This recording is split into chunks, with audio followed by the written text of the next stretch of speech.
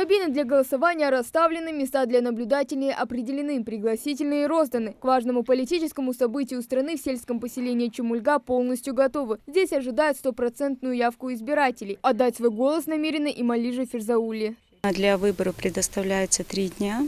Это 17, 18 и 19. Я готова участвовать в выборах, хоть в первый день прийти на выборы и проголосовать. То есть свою гражданскую позицию я уже обозначила. И надеюсь, что мои односельчане тоже активно проголосуют, и явка будет у нас. 817-й единственный участок, который уже несколько лет открывается в стенах Чумульгинской школы. На пункте должны проголосовать по месту жительства порядка 330 человек. Каждый из них уже оповещен и может выбрать для себя удобный день для голосования. Готовые члены комиссии, они уже составили списки избирателей, сейчас занимаются обработкой данных. Избирательные ящики стационарный, переносной ящик. Оба металлических сейфа, они находятся в поле зрения участковой избирательной комиссии, наблюдателей, семьи и так далее. Прием заявлений, обращений о возможности проголосовать вне помещения. Прием ведется этих заявлений. В дни проведения выборов на участке будут присутствовать общественные наблюдатели. Прозрачность проведения голосования проконтролировать можно и онлайн. Для этого здесь уже установили камеры видеонаблюдения. Стационарные ящики и переносные урны тоже на месте. На этом этапе сейчас должен быть каждый участковый избирательный участок. За этим пунктом закреплены 762 избирателя. И, конечно, очень важно соблюдать нормы эпидобстановки.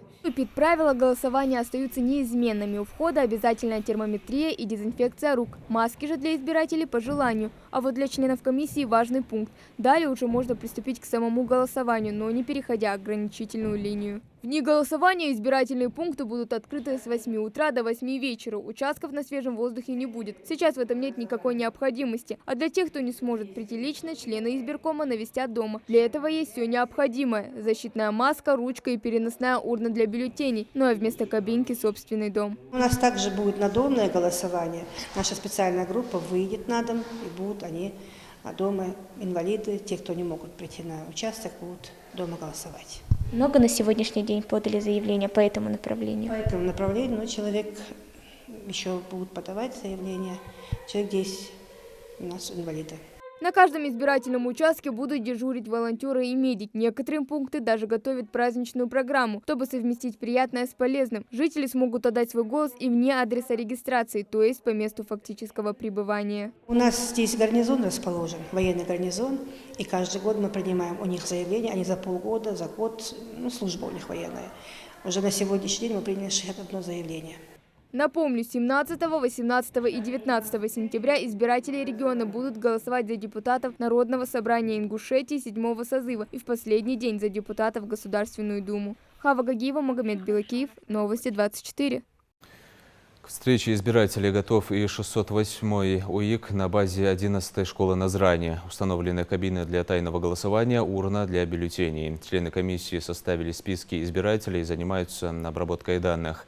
Безопасности уделяется особое внимание, в том числе и санитарной. У входа установлены металлоискатели, тепловизоры и дезсредства.